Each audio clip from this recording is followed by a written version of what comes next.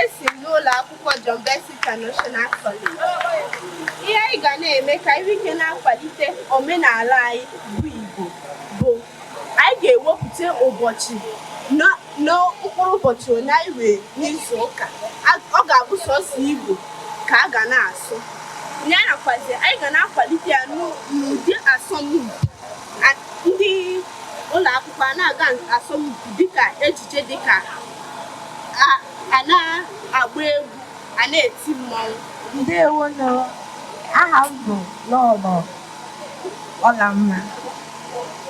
Ihe eji emewu ka ụlọ akwụkwọ unu dị mma bụ ime Igbo na ụlọ akwụkwọ. Ọ nọketekwe ndị ụlọ akwụkwọ oge aga n'Igbo maọbụ na-asụ Igbo na ụlọ akwụkwọ. Ọ na-adị mma ịkwalite ụlọ akwụkwọ ka ha na-asụ Igbo. Ile anya ọfụma, anọ m with nwaada mara mma ọfụma, jukwa na-eju. O juru anya, biko nwaada kọwara ya onye bụ. Afọ m bụ nwaada Queen Darlene Onyinyechi. Abụ m onye Enugu State and I'm CEO Amoma Media. Concerning the event I na-eme tata dị n'obodo asọmpi ndị Igbo, ihe niile gbasara ndị Igbo, site from isi nri anyị to asụsụ anyị. Ịmana asụsụ anyị fuo, ihe anyị bụ ndị anyị bụ efu kwuo. So gịnị ka ị nwere ike ikwu gbasara mmemme a na-eme tata? Okay, ihe nwere ike ikwu gbasara mmemme a bụ na mmemme a bụ nnukwu nkwado wee dịele anyị wa bụ ndị Igbo. You understand? When Ifesinachi mbụ onye isi biye bidolu mmemme a told me about the mmemme, I was like, wow, that's all the very very nice. In fact, ọ ga-enyela aka ụfọdụ ụmụ akwụkwọ nọ n'ime skuul na-aga akwụkwọ amakwa that na ọ dị mkpa ka mmadụ na-agụkwu Igbo n'ụlọ akwụkwọ, maka onwe mgbe m na-aga akwụkwọ onwe mgbe ọ ya abụ asị one time for Igbo onye ọbụla eji n'ụwa ya na-alụ owu ya azụ. Understand? Mana ebute this event a continue na-eme Igbo na school. Ụmụ akwụkwọ mara na ọ kakwa mma ka anyị na-emekwa Igbo because competitions are coming. Asọmpi na-abịa mgbe ọ ga-abụ asị gị ngwa bịazie bịa sụọ Igbo, bịa gbaa egwu Igbo, bịa mee Igbo. If that na you are coming last and iso na ndị ikpeazụ instead of ị ga-eso na ndị izi, maka gịnị? Maka na isoro eme Igbo na school, ịghọtara. So mmemme a bụ nnukwu mmemme wee dịere anyị.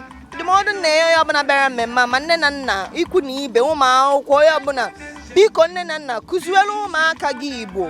Na-ekụziri ha Igbo, na-ekụziri ha Igbo. Ọ bụ a shameful something, ọ bụ ihere wee dị elu nne na nna na ị ga-amụta nwa isi ya achọrọ m ka nwa m na-asụ Igbo. Ọ dịrọ mma, biko na-ekụziri ụmụaka gị Igbo. Ọkwa maka competitions, maka gị wee isi na-eme ya IT ya na agbọdọ ya maka ịma mmadụ. Ọ bụrụ ọkwa ịma mmadụ na ọ na nwa gị amara asụ Igbo, kụziere ya ka eji asụ Igbo ka ọ na-agba first n'ihe ọbụla gbasara Igbo a na-eme.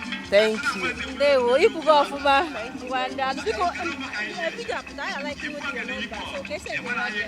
Okay, so nne, I like to make a cake of like oh my god. Biko gịnị bụ afa gị?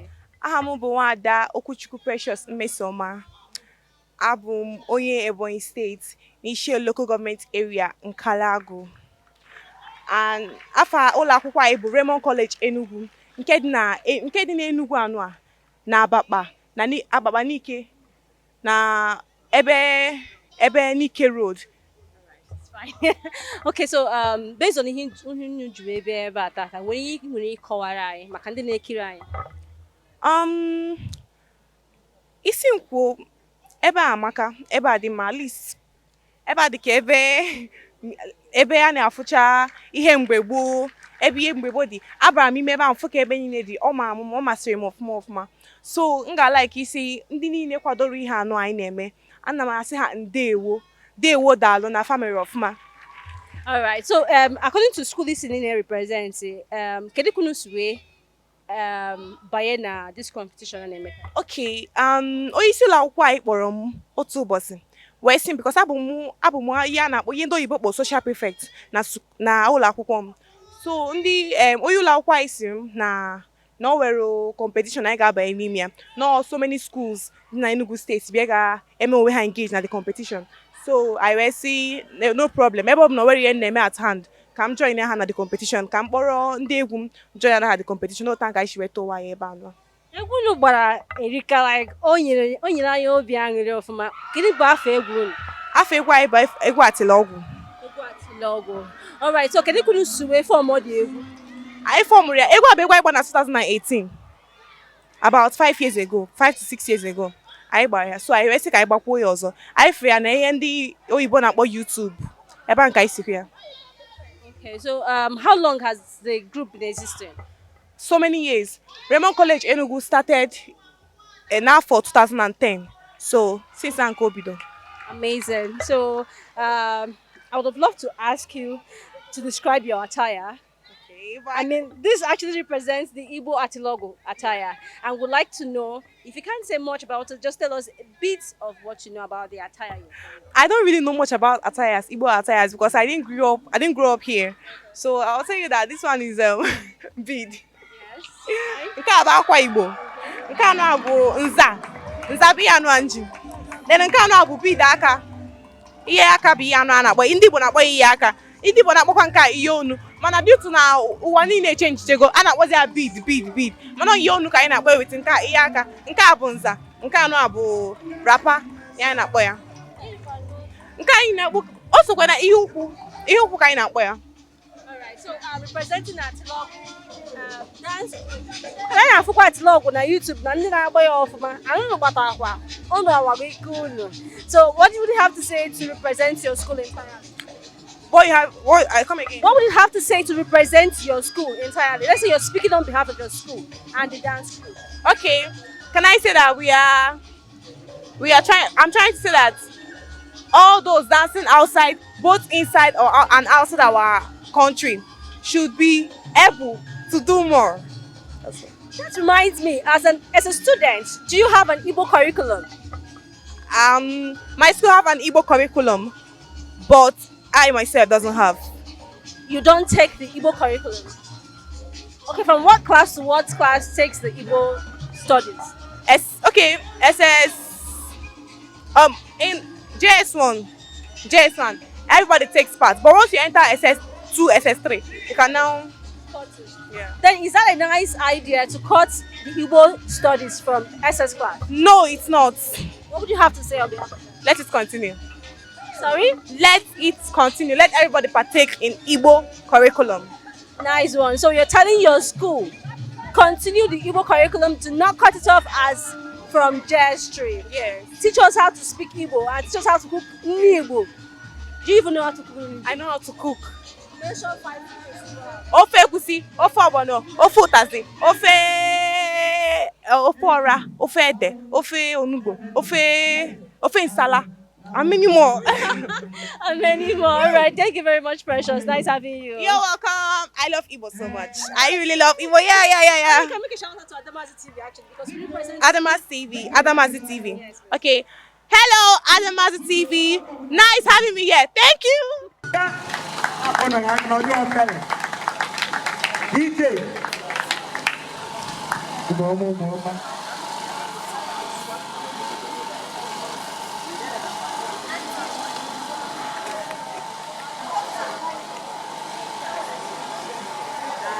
If you finish, I better find water for me. Eh?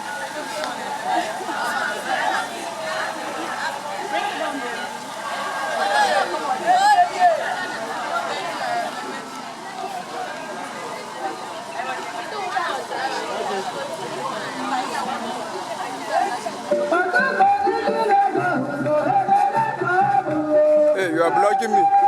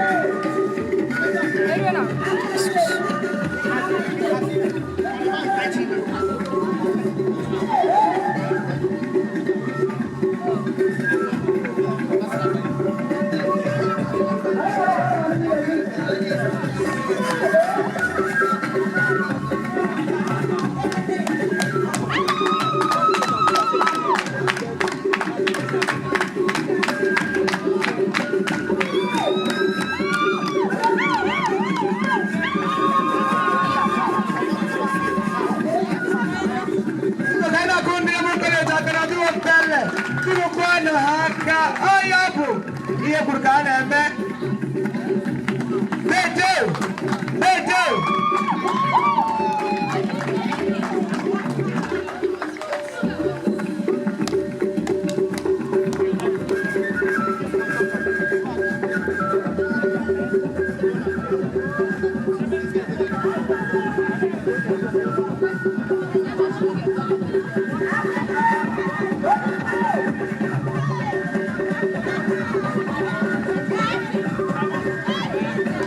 Konde jinu mekunani nkejiri Nieni no neme Bawana nani nkejiri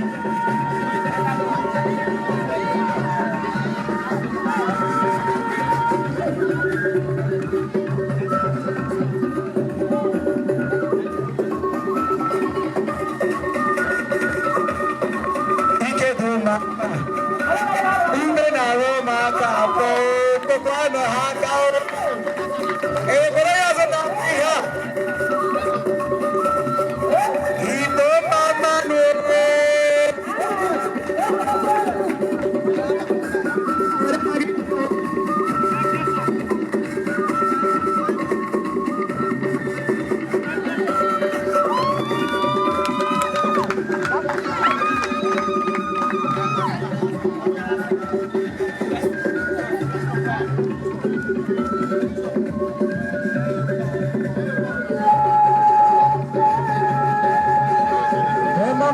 Chocolate.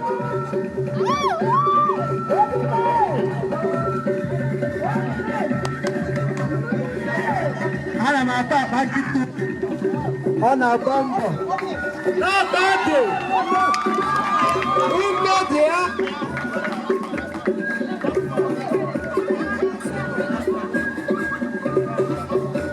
Wema pale ogun disbara pokala po.